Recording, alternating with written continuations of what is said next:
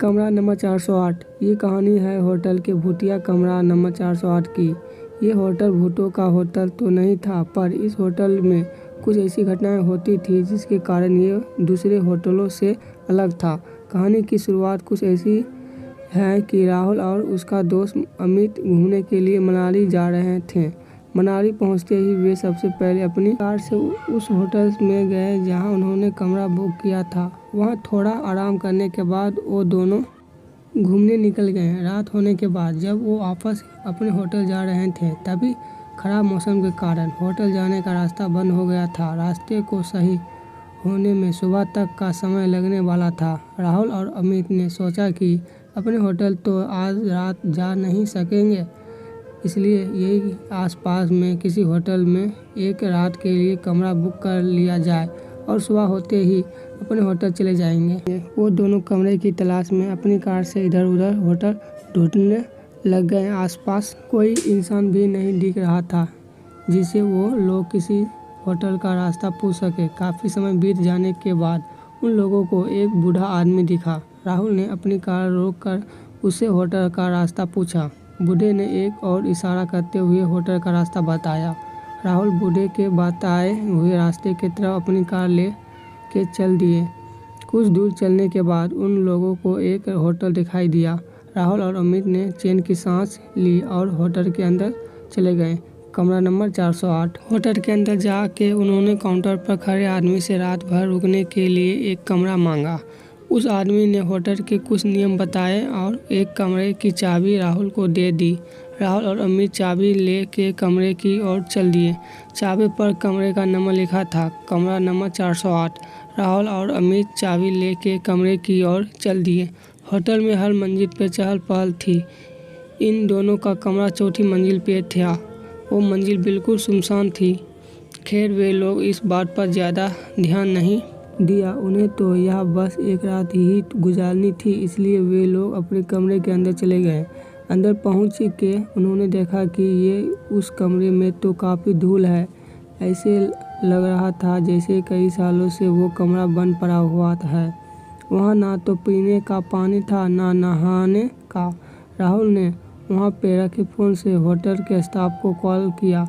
Call किसी ने उठाया पर कुछ बोला नहीं। डरावनी सी हंसी के बाद कॉल कट गया। उसके तुरंत बाद ही वापस उसी फ़ोन पे कॉल आया। इस बार होटल के स्टाफ ने कहा, सर आपने कॉल किया था, बताइए हम आपकी क्या मदद कर सकते हैं।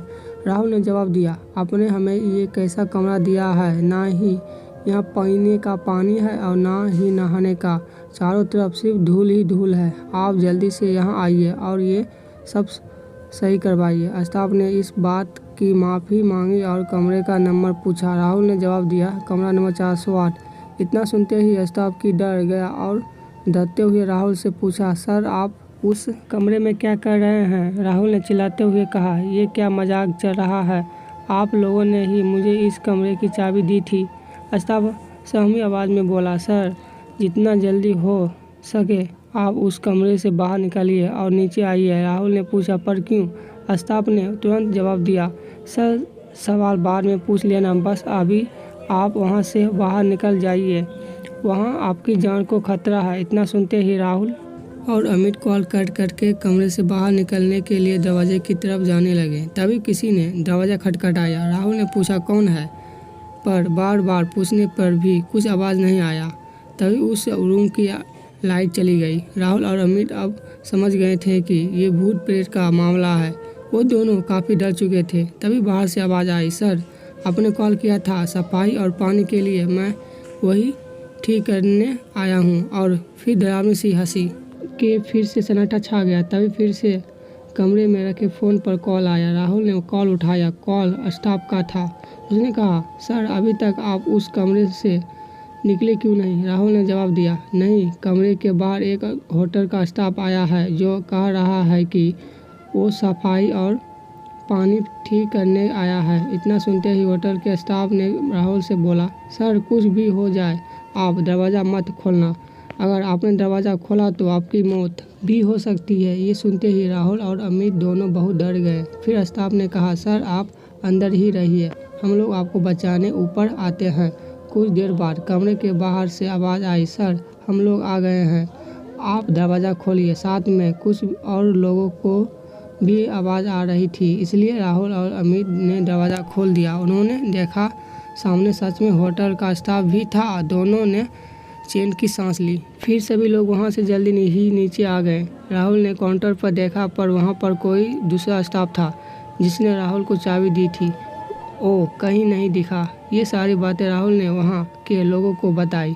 उन लोगों ने राहुल से कहा, सर आपको जिसने चाबी दी थी वो भी पहले इसी होटल में काम करता था, पर अचानक से एक दिन कमरा नंबर 408 में रहस्यमय तरीके से उसकी मौत हो गई। तब से उसकी आत्मा इसी होटल में रहती है, पर वो बस उन लोगों को ही परेशान करती है जो 408 कमरे के आसपास जाते हैं। पता नहीं आज आप लोग को वो कैसे उस कमरे तक ले गया।